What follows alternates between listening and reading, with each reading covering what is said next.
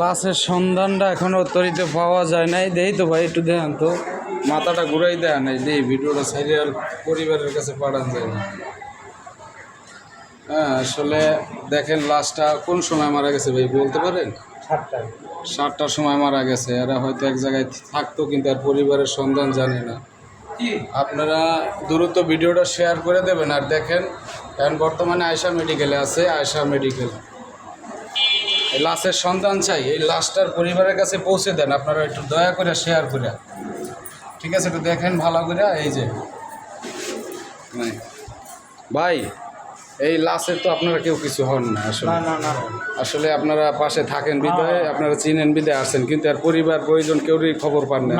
একটু দেখেন, সবাই বলেন একটু শেয়ার করে দিতে, যে একটু শেয়ার করে দেন। হ্যাঁ একটু শেয়ার করে দেন, খবরটা চাই, লাশের খবরটা চাই। হ্যাঁ লাস্টটা আরেকবার দেখেন ভাই, আল্লাহ যেন রাইতের মধ্যে মিলিয়ে দেয়। আপনি থাকেন।